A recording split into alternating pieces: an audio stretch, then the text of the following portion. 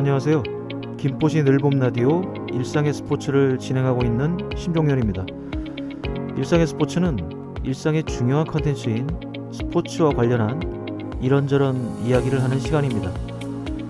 이번 시간에는 11월 21일 개막하는 2022년 카타르 월드컵과 관련해 우리 축구 역사에서 최고의 순간으로 기억되는 2002년 한일 월드컵 남자 축구 국가대표팀의 4강 스토리를 중심으로 이야기하도록 하겠습니다.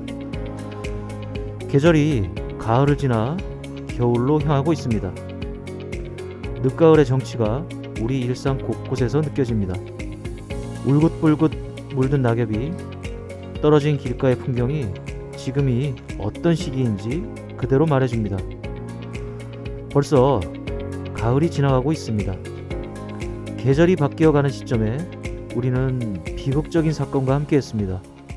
10월 29일 이태원 할로윈 축제에 몰린 대규모 인파와 그로 인한 압사 사고로 150명이 넘는 사람들이 희생됐습니다.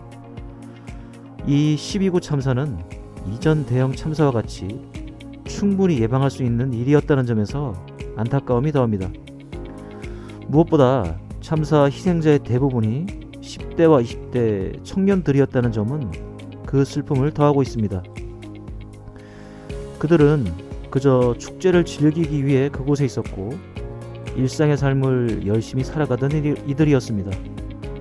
하지만 SNS 등에서 희생자들을 비방 또는 폄하하는 일들이 있습니다. 이는 기본적 인간 존엄에 대한 모독일 수 있고 공동체 구성원으로서 자격을 스스로 저버리는 일입니다. 지금 필요한 건 희생자들을 추모하는 한편 그들을 기억하고 참사의 진상을 파악하고 책임져야 할 이들의 책임을 묻는 일입니다. 이번 참사는 그 현장에 있었던 이들의 잘못이 아닙니다. 앞서 말씀드린 대로 2022년 11월 21일부터 한 달여간 열리는 카타르 월드컵은 세계 축구 역사상 최초로 중동에서 열리는 월드컵입니다. 또한 월드컵이 통상 여름에 열리는 것과 달리 이번 월드컵은 중동의 무더위를 피해 늦가을로 대회 개최 시기를 늦추기도 했습니다. 또한 2022년 카타르 월드컵은 코로나 사태 이후 열리는 대형 스포츠 이벤트라는 점에서 그 상징성이 큽니다. 하지만 개최국 결정과 관련해 이런저런 잡음이 있었고 카타르의 개최 역량에 대한 의문이 지속적으로 있었습니다.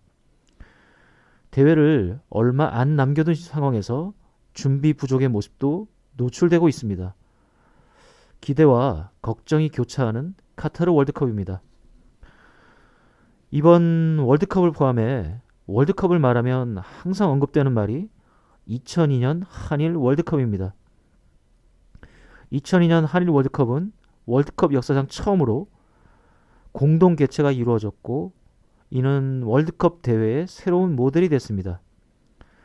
당시 한국과 일본은 치열한 유치 경쟁을 펼쳤고 피파는 개최국 선정을 위한 표결 대신 공동 개최를 결정했습니다. 이에 한국은 개막 경기와 한국의 이름을 대회명 앞에 넣게 됐고 일본은 결승전을 자국에서 할 수 있게 됐습니다. 이렇게 유치한 한일 월드컵은 대회를 준비하는 과정에서 IMF 경제 위기가 발생했고 대회 준비에 어려움을 겪었습니다. 대회 필수 요소인 경기장 건설에 차질이 발생했습니다. 주 경기장인 상암 경기장은 수많은 논란과 협의 끝에 장소가 결정됐고 힘겹게 건설됐습니다. 그렇게 IMF 경제 위기 극복과 월드컵 준비는 함께 이루어졌고 2002년 한일 월드컵은 우리 경제의 재건을 상징하는 대회였습니다. 또한 한일 월드컵은 우리 축구 역사에 오래도록 남을 최고의 성적을 거뒀고 대규모 거리 응원으로 대표되는 새로운 축구 문화가 자리 잡기도 했습니다. 2002년 한일 월드컵의 백미는 역시 대표팀의 성공 스토리였습니다.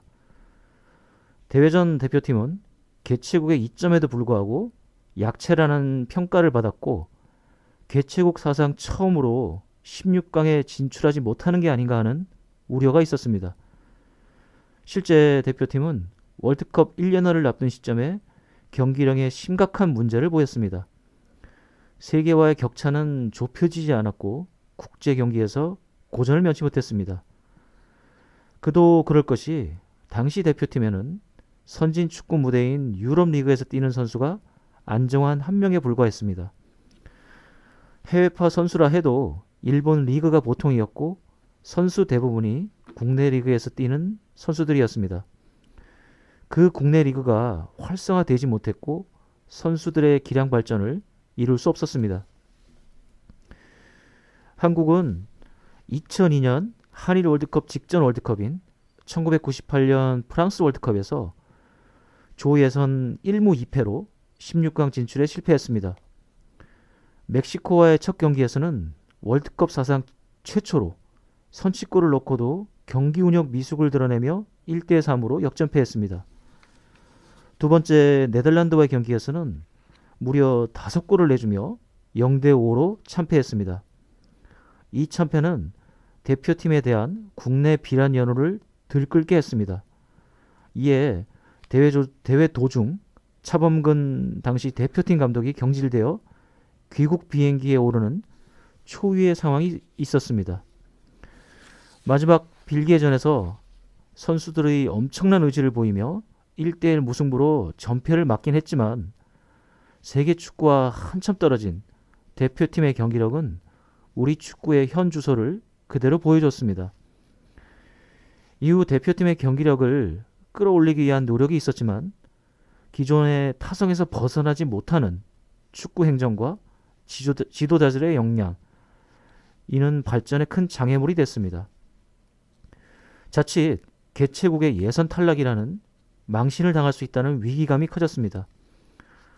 그와 대조적으로 공동 개최국 일본은 외국인 감독을 중심으로 발전된 경기력을 보이며 변화에 대한 필요성을 높였습니다.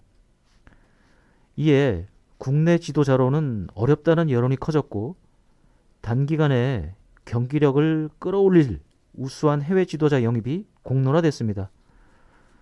하지만 명망 있고 지도력을 인정받은 해외 지도자의 영입은 쉽게 이루어지지 않았습니다. 막대한 연봉 지출이 필요했고 우리가 원하는 지도자들이 한국행을 주저하기도 했습니다. 대표팀의 선택은 히딩크였습니다. 그는 1998년 프랑스 월드컵에서 대표팀의 0대5 패배를 안긴 네덜란드 팀의 감독이었습니다. 이후 히딩크는 해외 명문 클럽 감독 등을 역임했지만 성적 부진으로 물러나는 등 감독으로서의 이력이 잠시 단절된 상황이었습니다. 이런 그에게 한국 대표팀이 손을 내밀었고 히딩크는 그 손을 잡았습니다. 어렵게 영입한 히딩크였지만 국내 여론은 호의적이지 않았습니다. 한국 대표팀 감독 부임 직전 성적이 부진했다는 점과 함께 국내 여론에서 선호하는 감독이 아니었기 때문이었습니다. 하지만 히딩크는 당시 선택할 수 있는 최상의 선택지였습니다. 새롭게 부임한 히딩크는 자신만의 축구 철학과 방식으로 대표팀을 지도했습니다.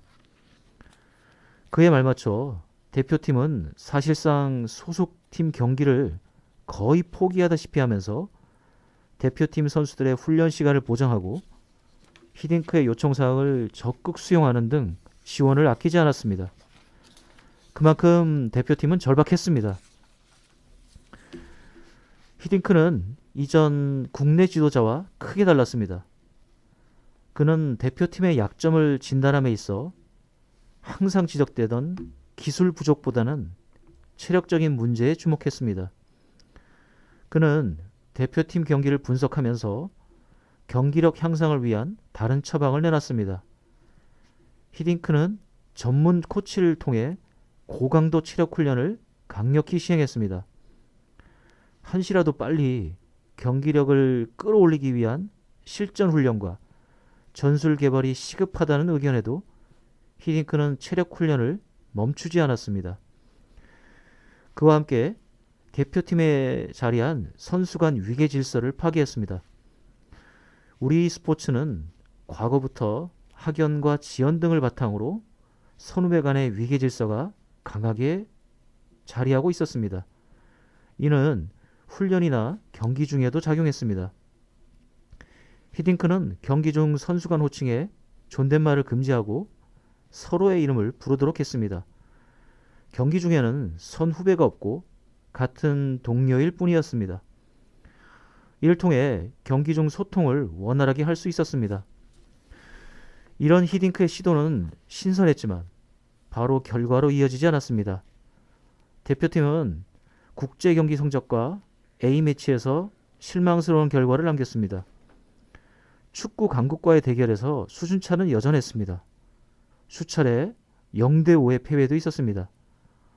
이에 히딩크에게는 5대0 감독이라는 비아냥이 나오기도 했고 그에 대한 신뢰에도 점점 금이 가기 시작했습니다. 그의 경지를 주장하는 등 그를 흔드는 움직임도 나타났습니다. 하지만 히딩크는 자신의 스타일을 버리지 않았고 대표팀도 그를 계속 신뢰했습니다. 계속된 패배가 있었지만 시간이 흐를수록 대표팀의 경기력은 점점 나아졌습니다. 월드컵 개막을 앞둔 시점에 대표팀은 그들에게 대패를 남겼던 강팀과 대등한 경기를 하는 등 경기력에서 발전된 모습을 보였습니다. 그 기세는 본 대회에서도 이어졌습니다. 예선 첫 경기에서 대표팀은 당시 월드컵 대회 숨은 강자로 주목받았던 폴란드에 2대0으로 승리했습니다. 황선홍과 지금은 고인이 된 유상철의 골이 있었습니다. 그 경기에서 대표팀은 완벽한 경기력으로 폴란드를 압도했습니다. 그 승리는 선수들의 자신감을 한층 끌어올렸습니다. 이는 선수들뿐만 아니라 대표팀을 응원하는 관중들 그리고 국민들의 자신감도 함께 끌어올렸습니다. 반신반의하던 국민들의 응원은 거대한 응원 물결로 변했습니다. 광장은 응원을 위한 붉은 물결로 가득했습니다. 월드컵 기간 거의 모든 국민이 대표팀을 응원하는 서포터즈, 즉 붉은 악마가 됐습니다. 일상에서 월드컵은 국민의 삶과 함께했습니다. 국민들은 대표팀 선수들과 함께 뛰는 12번째 선수였습니다. 이런 국민적 응원 에너지를 더한 대표팀은 선전에 선전을 거듭했습니다. 예선 두 번째 미국과의 경기에서는 0대1로 밀리던 경기를 안종환의 극적인 동점골로 1대1 무승부로 마무리했습니다. 그 경기에서 안종환과 선수들은 월드컵 전 열렸던 동계올림픽에서 있었던 쇼트트랙 편파 판정을 풍자한 골 세리머니로 주목을 받기도 했습니다. 예선 세 번째 경기에서는 강팀 포르투갈을 시종일관 밀어붙였고 박지성의 결승골로 1대0으로 승리했습니다. 그 경기에서 포르투갈은 거친 플레이를 연발하다 두 명의 선수가 퇴장당하는 졸전을 펼쳤습니다. 여기에 전 후반이 교차하는 시간에 포르투갈 선수들이 무승부로 함께 16강에 진출하자는 제스처를 하는 등 추태를 보이기도 했습니다. 하지만 대표팀은 승리를 위해 온 힘을 다했고 2승 1무 조 1위로 16강에 진출했습니다. 이후 대표팀은 16강전에서 한국 축구 역사에 남을 최고 명승부를 펼치며 안정환의 연장 골든골과 함께 이탈리아에 2대1로 승리했고 8강전에서는 우승 후보 스페인과 승부차기까지 가는 접전 끝에 승리하며 4강에 진출했습니다. 하지만 아쉽게도 대표팀은 4강에서 독일에 0대1 아쉬운 패배를 당했고 튀르키예와의 3, 4회전에서도 2대3으로 패하며 4위로 월드컵을 마무리했습니다. 하지만 16강 진출도 낙관할 수 없었던 대표팀에게는 꿈만 같은 시간이었고 결과였습니다. 이는 국민들도 다르지 않았습니다. 과감한 변화와 목표를 위해 하나가 된 선수단의 의지, 그리고 협회의 지원, 국민들의 성원이 이뤄낸 결과였습니다. 이후 한국 축구는 박지성, 손흥민 등으로 대표되는 다수의 선수가 해외로 진출하고 국내 리그도 활성화되는 등 발전의 속도를 높일 수 있었습니다. 그 결과 대표팀은 10회 연속 월드컵 본선 진출에 성공했고 이번 2022년 카타르 월드컵을 맞이하고 있습니다. 하지만 이번 월드컵 전망은 밝지 않습니다. 그동안 대표팀 경기력이 만족스럽지 않았고 대표팀 에이스 손흥민의 부상 변수도 있습니다. 또한 월드컵 때마다 있었던 거리 응원도 12구 참사 여파 등으로 취소됐습니다. 월드컵 마케팅 열기도 급격히 식었습니다. 이런 분위기를 바꾸는 건 역시 2002년처럼 대표팀의 선전입니다. 오늘 이 시간에는 2002년 한일 월드컵을 중심으로 이런저런 이야기를 했습니다. 그때의 기억을 되살릴 수 있는 2022년 카타르 월드컵 대표팀의 선전을 기원합니다. 지금까지 김포시 늘봄 라디오 일상의 스포츠 신종열이었습니다. 재미있고 알찬 내용으로 다시 찾아뵙겠습니다. 함께 해주셔서 감사합니다.